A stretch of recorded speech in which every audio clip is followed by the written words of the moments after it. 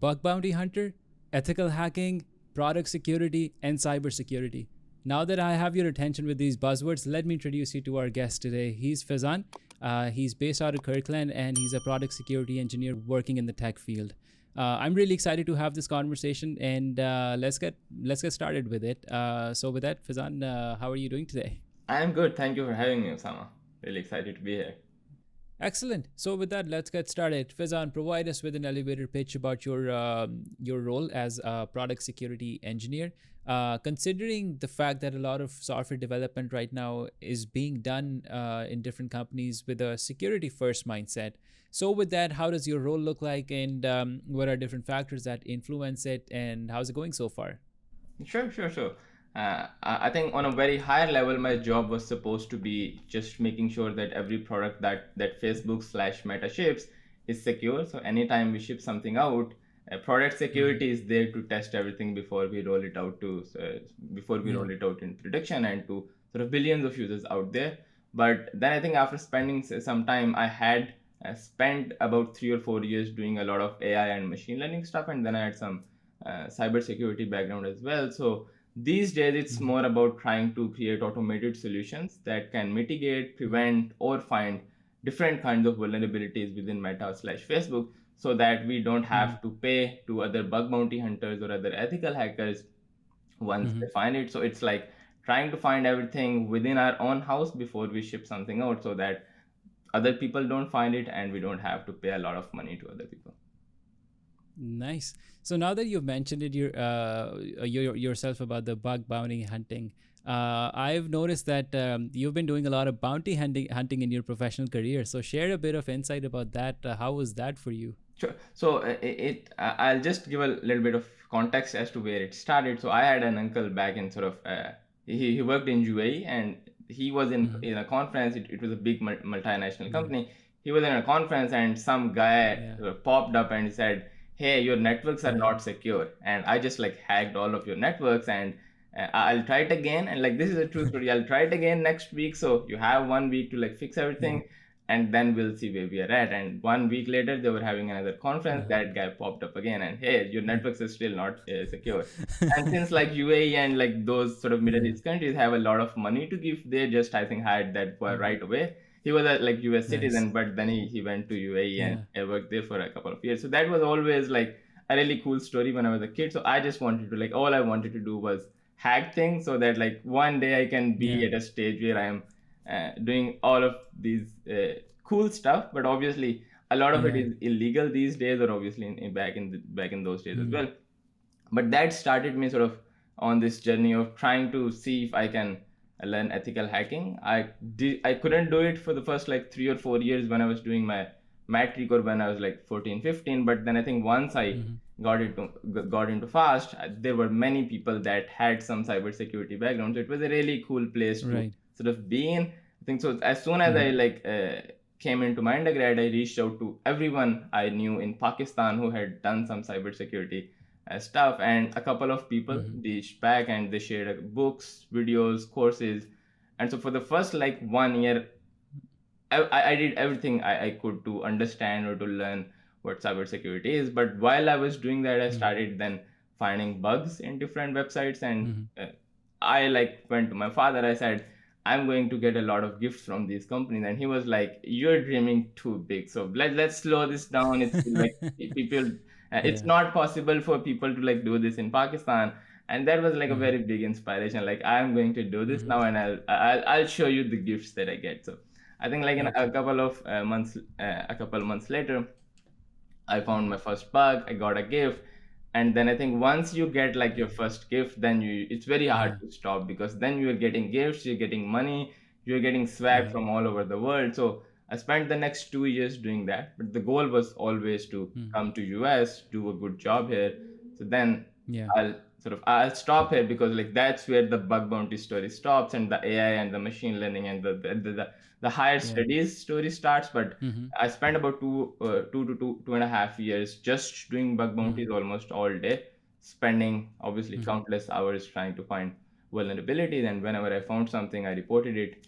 And most of the Yeah. time, I think if the bug is good enough, these companies that you're reporting to pay you or pay you in some form. It's a gift, certificate, money, or something. And while I was doing some research about you, found that these big companies include Facebook, Google, MIT, and the list goes on. So, in your opinion, how vigilant were these companies when you reported something, and how vigilant were they in rectifying it?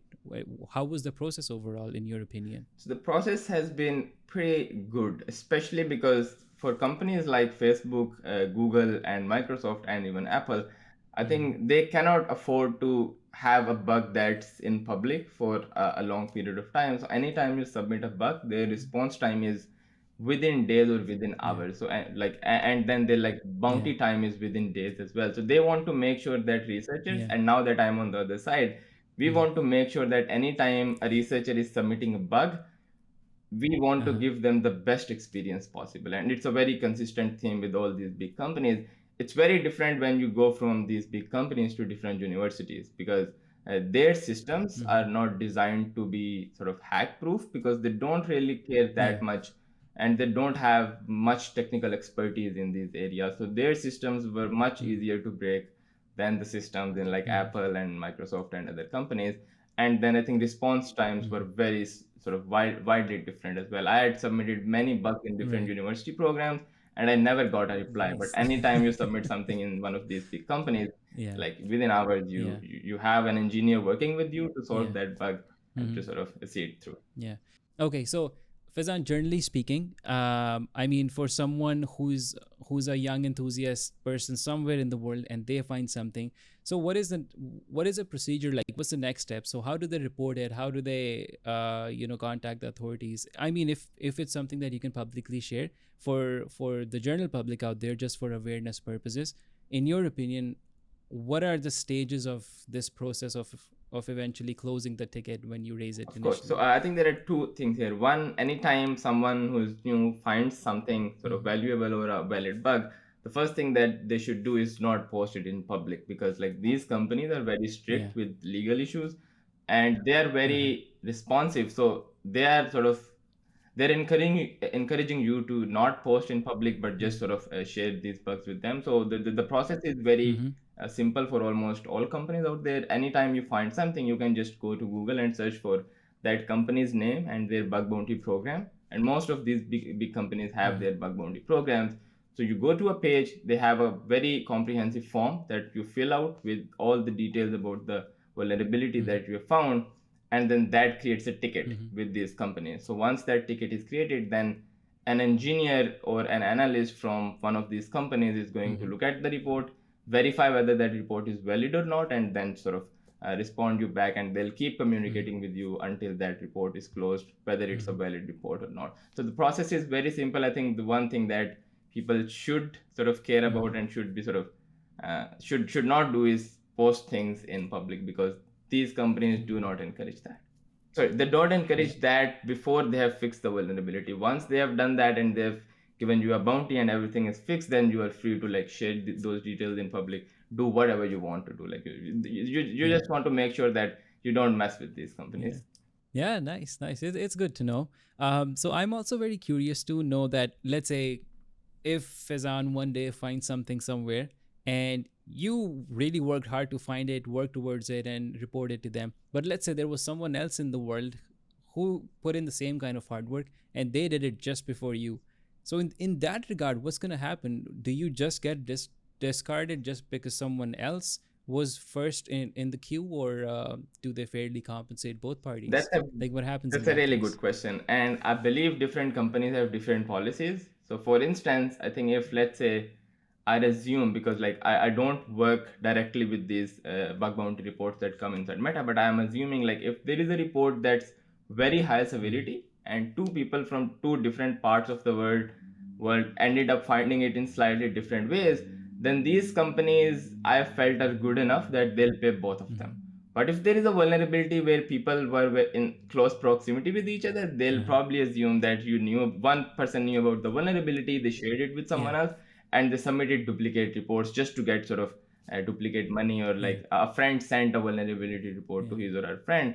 So I think in that cases, it's like who whoever submitted the reports Yeah. first gets all the money. Yeah. Right. And this reminds me of another thing. So I attended a talk from Google a long time ago. Actually, it's not that recent anymore.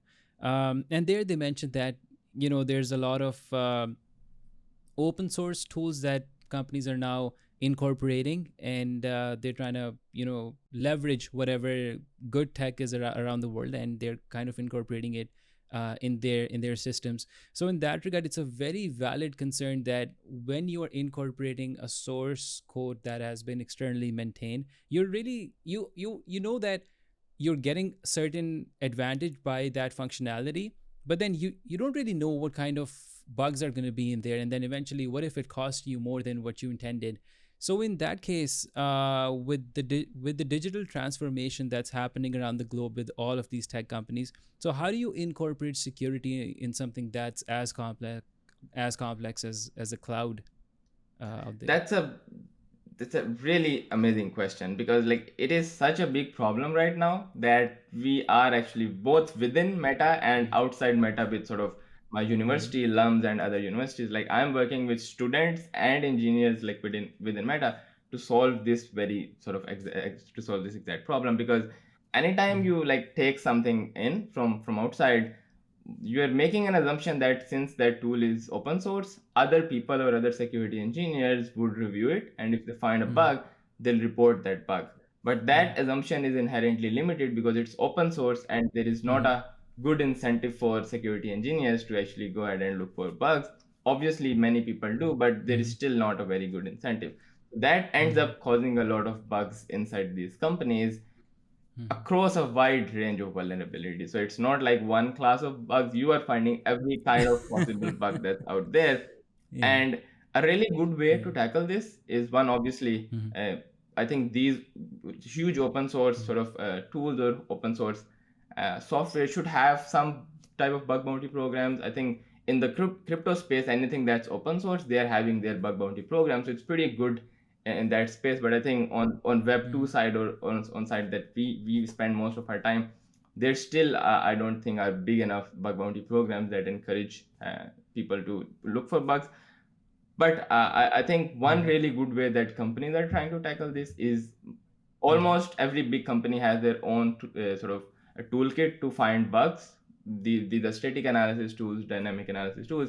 So anytime they are Okay. incorporating a software or incorporating a tool that's open source, they actually run their own Mm-hmm. tooling throughout that entire code base to find potential bugs that matter to Mm-hmm. that company, because the tools that each company have developed that each company has developed, those tools are very specific to the bugs that the company cares about. So they'll just run those tools on that code base, and then they're hoping that Okay. they'll be able to find a lot of bugs that they care about. And that's the first step that companies are taking to solve this problem.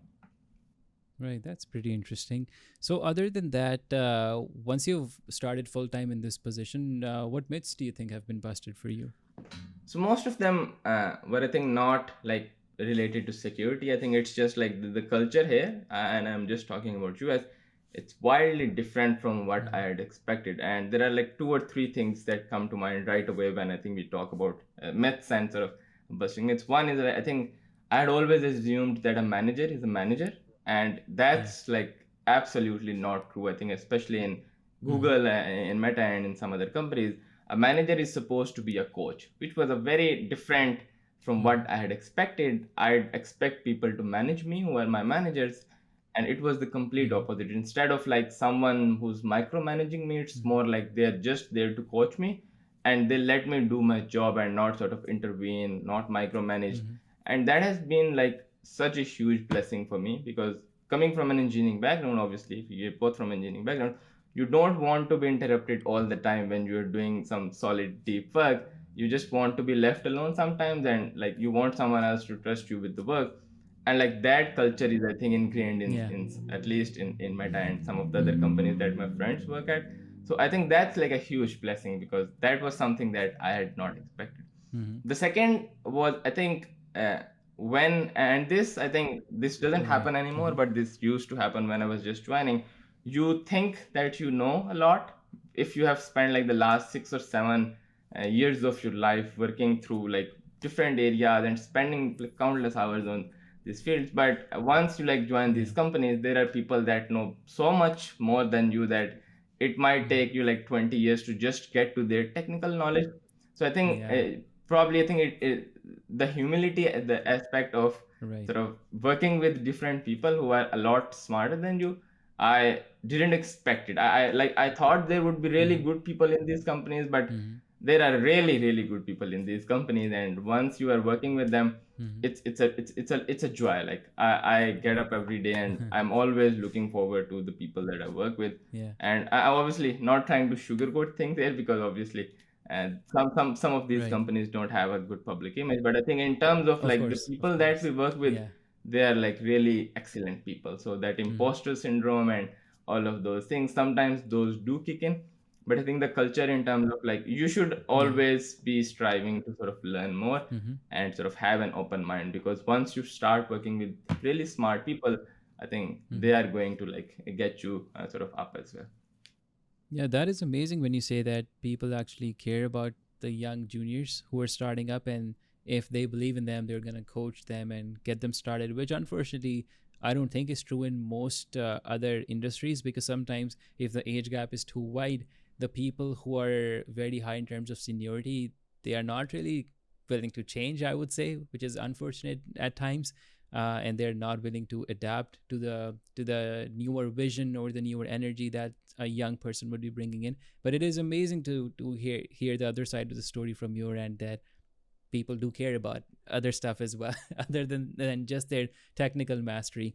So other than that, or if I were to prolong this question a little further, in terms of work life balance and work culture, how are you going to comment on that how is it like for you being in the security niche? So I think it depends on every single person. As long as you have like a supportive management, sort of that sort of as long as you have a supportive manager or management, Mm-hmm. that's your higher ups. I think it really depends on each person. So my Mm-hmm. routine before Mm-hmm. having a baby and after having a baby has been significantly different.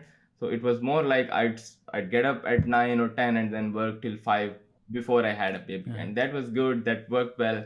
I was able to like talk to my colleagues, and it was a very streamlined process, and I was okay with that.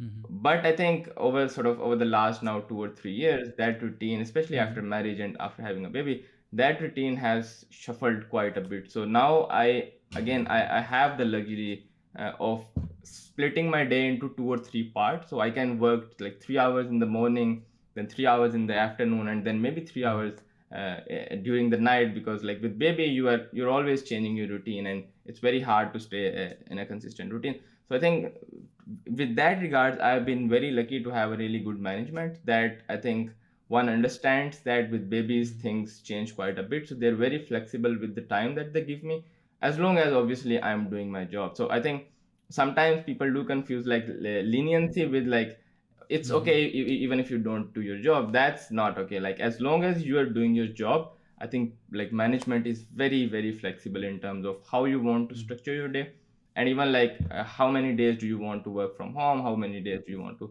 come to Mm-hmm. office. So I have a lot of flexibility, which allows me to have a better work Yeah. life balance. And so I think it also depends not just on you but also on your manager. So I had a Mm-hmm. really great manager last year, and Mm-hmm. he sort of taught me this idea of like engineers want to work in Mm-hmm. sprints, not sort of disciplined across, let's say, the entire Mm-hmm. week or the entire month. He was like, Yeah. if there is ever a time you are working on a project and you want to spend 3 full days working 10 Mm-hmm. hours, then take the next 2 days lightly. Do Mm-hmm. not spend like 10 hours the entire week. That's not healthy, and let's not do that. And that sort of approach of Yeah. sprinting, then taking some rest, sprinting and taking some rest, has been a very sort of life changing Mm-hmm. for me, because like when I'm sprinting, my wife can take care of the baby, but then when I'm slightly resting, I can start taking care of the baby. So it's like it depends obviously on each person's situation, but as long as you're Yeah. doing your work, I think the work life balance, both in Mm-hmm. security and I think in the software engineering field as well, it is really good. Like I have not had a problem with work life balance in the Mm-hmm. last 2 years that I've worked at Meta. That's nice. That's very nice to know that. because I mean, we're not just employees, but we have to nurture our young ones as well, because they're going to be part of the society eventually, and we would want to have citizens that are beneficial to each other, and they contribute constructively to the society that they live in. Other than that, let me divert the conversation a little bit. I want to ask you about academics specifically, other than just technical work. So as I see that you're not just a shining star in the security domain, you've also had great scholarships while you were studying both in undergrad as well as your master's program. So how do you comment on that? How was your academic life like, and how did it shape you into the person you are Yeah, so today? I just want to like mention I don't think of myself as a shining star, especially after like coming to Meta, because I think like I've seen so many real shining stars at this point that it's very hard to like convince yourself that you are like anything but a very sort of humble security engineer. But like coming back to sort of the academia side, Uh-huh. when like I joined fast, Uh-huh. like the goal was always to get to US, and I think in order to get to US from these sort of Asian countries, you need to maintain a very good GPA, and then you need to sort of do research or have like work with other people Mhm. that are in academia. And I was very fortunate to find a professor in LUMS who had a PhD from US, who had published like countless papers, and I think that helped me a lot in just getting to US. But one obviously very common theme that you and I were sort of discussing during the Mhm. document was I think most people these days are now starting to like degrees don't matter, which is I think like Mhm. honestly, especially if you are from an Asian country, it's a huge I think lie, and I think anyone who does sort of go through with that degrees don't matter, I've seen them end up Mhm. not so well. So I think most of the people that I know that are here in US from these Asian countries, India, China, Yeah. Pakistan, Yeah. I think they have like really solid GPAs, really solid grades, really good uh, overall sort of academic background, and then they come here and then they can like Yeah. stop thinking about their studies and start doing the work that they wanted to do while like having a good degree, earning a good money, earning a sort of good salary, and then doing like whatever you want to do. So I think it's like Mhm. just 3 or 4 years of your life that you should spend sort of very disciplined, just studying, maintaining good grades. That I think pays huge dividends when you are doing other Yeah. things in life, because I have never seen someone. I do have a couple of friends that Mhm. are of the opinion that degrees don't matter, and they do businesses and they're doing well, but Mhm. once they then go and apply for different visas for UK and US, no one is really sort of giving them even a slight chance of getting to these countries. So if you want to open the world to you, then I think like degrees matter a lot. I think things are slightly Mhm. different in US, but even in US, I have a huge team. I think it's like over 200 Yeah. people. And I'd say there are less than 1 or 2% people in my team that don't have a degree. So it's Oh it's wow. easy to, I think, sort of take Bill Gates, Elon Yeah. Musk, and these examples. But once I think you go Yeah. into these sort of big companies and you actually look at the statistics, I think like everyone has a really good degree. And I think someone was talking about this. Like if you look at the chief executives in Meta, in Google, and in all of these companies, almost every single one of them has an MBA, has a PhD, has a master's. So I think degrees matter a lot. I'd love for this narrative to change, but Yeah. Yeah. apparently it's going in the opposite direction. Yeah. Yeah. I mean, the thing is, if someone's pushing a certain narrative, there has to be a strong foundation to back it up as well. Along these lines, I want to ask you about curriculum as well. So, as far as academia is concerned, and keeping security first mindset, how do you think the curriculum looks like? Is it up to date? And if not, in your opinion, what should be some of the modifications to revamp it?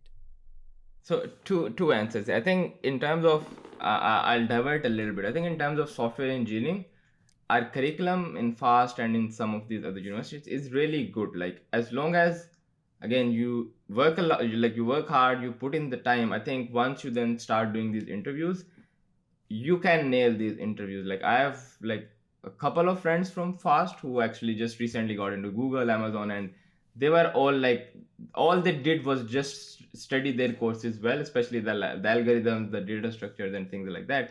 And their interviews went quite well. So I think in terms of software engineering, like the very Nice. straightforward Nice. path, I think Fast is doing Mhm. really good, and other universities obviously as well, because I think it comes down, as long as you understand the basics, I think you can spend like 6 months, 12 months after your degree Mhm. to really prepare well for the sort of interview process and everything. So it's it's okay. But I think once you start diving into some of these specialized fields, sorry, I think then it gets a lot more tricky, because I think fast was not, and I'm just talking Mhm. about fast here, fast was not designed to sort of teach you these specialized skills. I think anyone who was like an Android expert or an iOS expert, they had to go out of their way to learn these things on their own, and that the same goes to product security as well.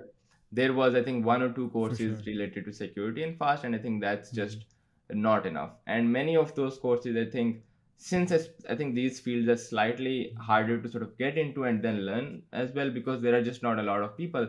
I think most of those courses I would have preferred if they were very hands-on, project-based, no exams, like nothing, just let us do actual hands-on work that we actually do in these Mhm. companies. So I think that's like where I have some reservations on how, Mhm. even if you're offering some courses, how were they structured, and just just a lack of sort of courses in these specialized fields. But I think that Mhm. probably, like, students Yeah. can tackle that by just reaching out to other people that are, let's say, in US or even in Pakistan, that are experts in Mhm. these fields, or like that are not really experts but Mhm. they're good in these fields.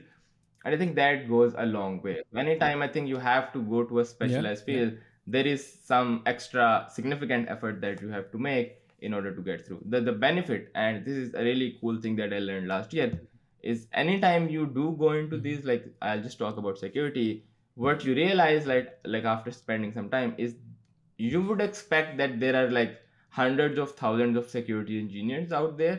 So maybe you'll say that maybe this is not a good career, there might be a lot of competition.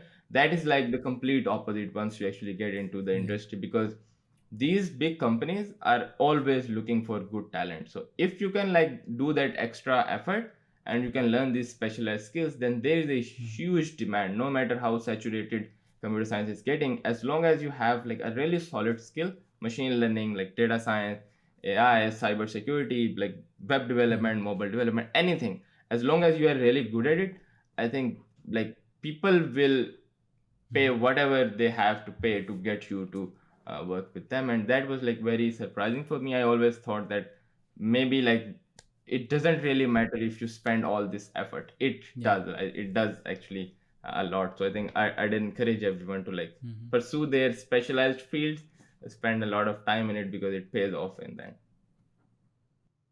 Nice, very very interesting.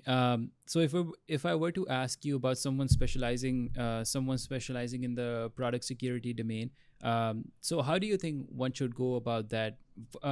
Coming from the perspective of both people, like someone who's in university or someone who's already working in the industry, how should they start developing their career in cybersecurity, specifically speaking? So I'll start with the university, because that's a lot more tricky. So I think when you are working, or when you are starting, let's say, to get into cybersecurity, and you are in a university, there are two types of people. And I think this discussion needs to happen. I'd love for it to be a generic discussion between the people in Asia and then the people in US, but it's not. So I think if you are like living in sort of an Asian country, then you have to do things slightly differently. And one is like, do not do something illegal. Yeah. Like that's the first rule.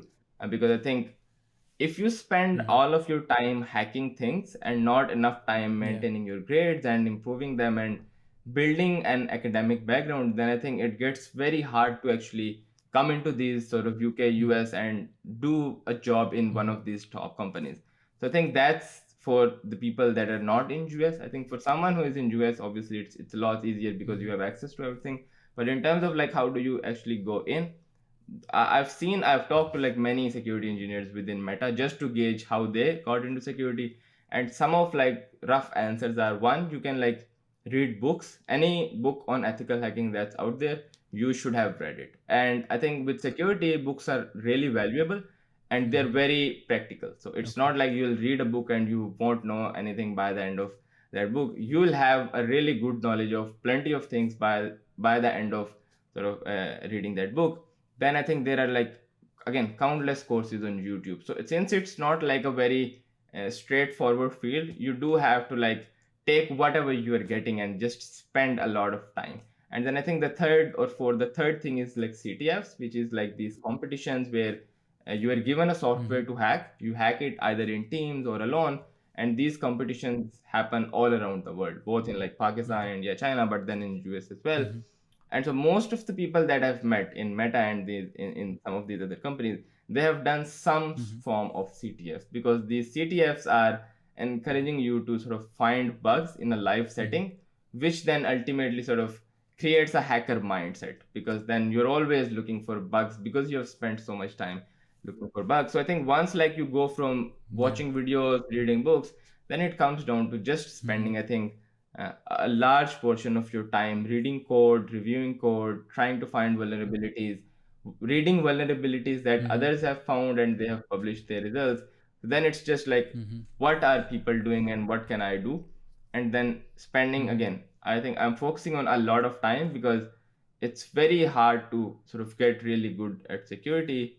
But the people that have, or that I've sort of worked with, they have, I think, like they have a really solid understanding of how things work, how things relate to each other.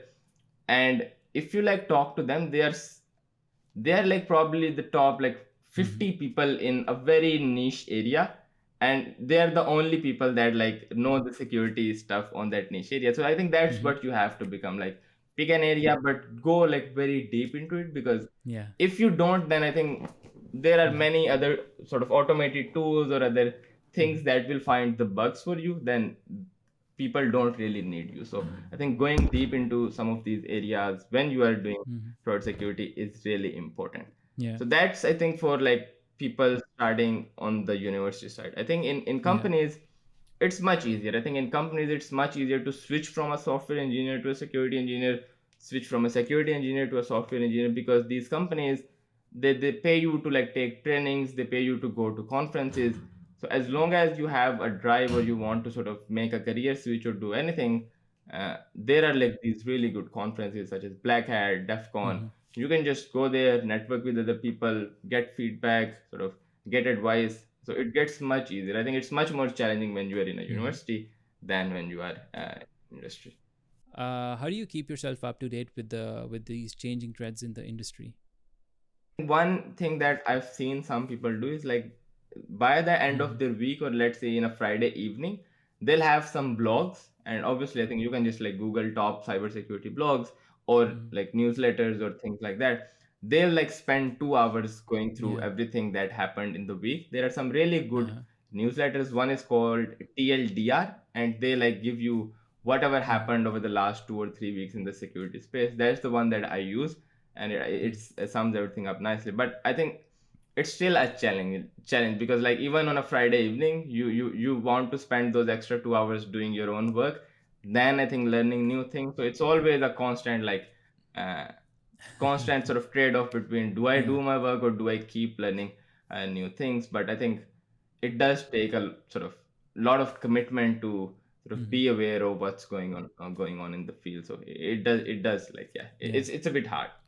Right. And I'm gonna ask you one of my favorite questions. So once we start working after school, there's a lot of work at that time, and then we don't have that much responsibility. Like we're not married, we don't have kids. It's less of that side of responsibility. So we focus a lot more on work, and we put in a lot more hours than really necessary to just polish our skills, and then eventually you know go to the next level in whatever company that we are working with. So in your opinion, after you've put in that much man hours polishing that technical craftsmanship, now that you're a father, how do you see your perspective of life changing, that now that you might be getting to where you're actually getting a break per se in your career, but that now there's an added responsibility. So how do you see yourself balancing the two? So again, I think it's a very like individualized and subjective answer, but my A like little thought with, personalized question, to be honest. yeah, yeah. So but I think my thoughts Yeah. are like, I do want to spend a couple of more years with the same work ethic that I had when I did not have a baby. And I think that's where, like I was talking about, that's where wives come in, because as long as you have a supportive wife, Yeah. you can put in the work that you need. So I Yeah. think I always like talk about with my wife on like I do want by the time like I'm 35, I want to maintain the same Hmm. pace that I have maintained over the last 2 years, which was like very hard. Like you do a lot of work, Yeah. you make sure that I think you are putting as much time into your career as possible. But then I think slowly I Hmm. do, once like my kids start to grow, I do want like Hmm. back out from these sort of very hardcore positions and sort of do more sort Yeah. of flexible work. And so, but I think there's a trade-off here. If you do that flexible work right now, then by the time you're 35 or 40, you'll still be doing a lot of the hardcore and you'll still be working very hard. But like it's Hmm. just my thinking, which is very limited. I think if you can like put in the same work ethic that you were putting in before your family for the next 8 9 years, then I think it gets to a point where you can afford that flexibility that you want from your life. Because once your kids grow, they're going to Hmm. need a lot of your time. Right now, like they're Yeah. little kids, they're little bunnies. So Yeah. I think you can probably manage. So the hope is, I Yeah. think, over the next like 6 7 Yeah. 8 9 years, I'll keep Yeah. working like as hard as I have to work to get to a level where again a senior sort of engineer, where I have good skills both on a technical level and then on a personal level as well. I Hmm. think then I'd like to like probably take a step back. I do not want to spend my entire life working in the industry or just working these countless hours, uh, aiming for the next like Yeah. bump in my Yeah. salary or the next bump in sort of a promotion or Yeah. anything. I think I am very content with like Right. where I am right Right. now in terms of like the salary and everything. And I Hmm. think I'll be very content as long as I am like doing that work in the next 8 hours. I'll be content if I like take a step back, Yeah. because I think when you are Yeah. in US or Canada or UK, as long as you are Hmm. responsible with your money, it's possible to like have a future where you are not always thinking about the next paycheck, or you are not living paycheck Hmm. to paycheck. So I think just being like very responsible for the Hmm. next 10 years, and then probably being able to enjoy the fruits of my labor if I'm alive after that. Yeah. Yeah. Yeah. Exactly. Exactly. That's a big factor as well. And I mean, I think about it because health is a depreciating asset in my opinion, and you only get to realize it when you start losing a part of it piece by piece every year, right? And no matter how much money you spend, you can never get your health back no matter what. So I think about this question more along those lines, because 10 years down the road you might not have that much of a physical vigor that you would have had like 10 years ago. So that's why I wanted an opinion from you that, there has to be a certain strategy, a certain direction where you're working, because you can work 12 hours now and be fine, but maybe 15 years down the road you might not be able to put in 12 hours a day. And it's not because you don't want to, it's just because you're physically not able to, because you can't, give maximum amount of time to your wife, your kids, your family, parents, yourself, work, because there are only a That's true. finite That's number of true. hours in a day as well. So yeah. So anyways, let's not go too deep into these matters. Sometimes they get a little overwhelming. Anyways, other than that, when you moved from Pakistan to US, how was your transition overall? And how are things in general in life? So I was just talking about that transition with one of my cousins who is now starting. I think he'll go to fast hopefully next year.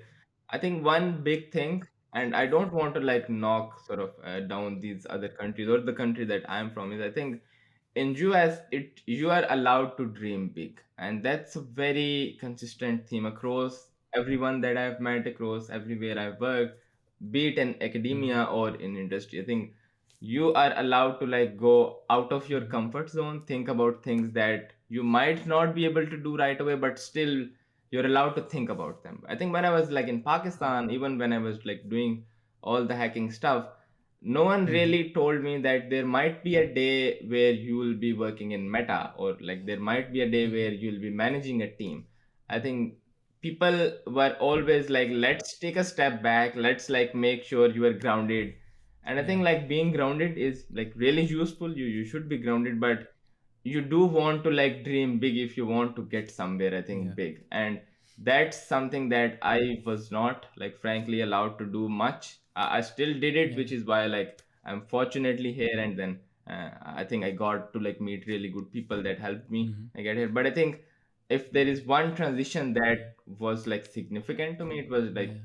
I am allowed to Yeah. do whatever I want, and I think Hmm. as long as you have good mentors in your life that can like tell you like really when you are like going out of your Yeah. way, I think then like I Hmm. love the fact that I can think crazy things and Yeah. like I can just go ahead, try them out and see if they work or not. Like I have a startup idea, like Yeah. this sort of country allows you to go ahead, test that idea, Yeah. see if it works. If it doesn't, just like throw it Yeah. out, go work somewhere else.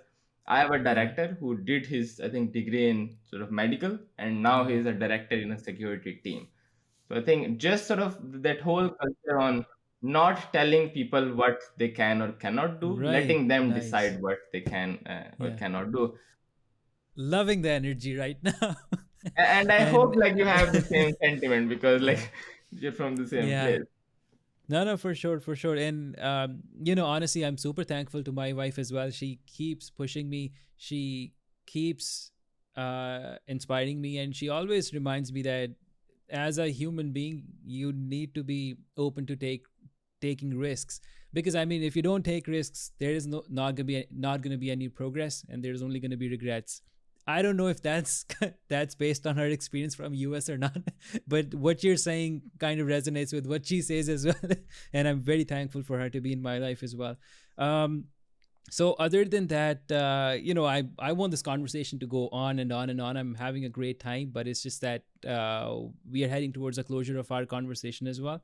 So Fazan, I'm going to finish off by one last sentence, that what is your general advice going to be for the public out there, not people who are specialized in tech, but let's say with the growing use cases of technology, how can people stay safe and people keep making wise and secure decisions for themselves when they're using technology, considering there are all sorts of scams, there are all sorts of malwares going around. So let's finish off our conversation with that. What's your take on that? Okay. So I think I have two takes here. One, I think the literacy rate in terms of how many people in the world know how to code is really really low. I think it's less than 1%, probably lower than that. So I'd love for there to be Mm-hmm. a day where at least like half of the world, especially the engineers, know how to code because I think Mm-hmm. once you like go to the other side of these things, like once you have coded up a little bit, it gets much easier to understand where these scams and where these things are coming from. And I don't know like how many people in sort of the how many of the listeners are going to be sort of aware of the crypto industry, but the first Okay. thing that like I did when this whole thing sort of exploded was actually go ahead, take a couple of Mm-hmm. courses and develop like things based on sort of crypto or Mm-hmm. with crypto. And I think once you do that, Mm-hmm. you really get a perspective Mm-hmm. on what really works and what's just this like snake oil that people are selling or Mm-hmm. that people are sort of exploiting you for. So having Yeah. some like technical background, spending maybe a couple of weeks just getting some understanding of how these things work, I think that goes a very very long way. I Mm-hmm. think there is going to be a time where the blame is going to shift from the consumers, and I think we are going through that transition to these companies Mm-hmm. because we are in an Mm-hmm. era of deep fakes where machine Mm-hmm. learning or AI can go ahead and create something that is impossible for a human to distinguish. So now I don't think it's the Yeah. responsibility for a human to be aware of what a deep fake, like whether this video or this image looks Mm-hmm. like a deep fake or not.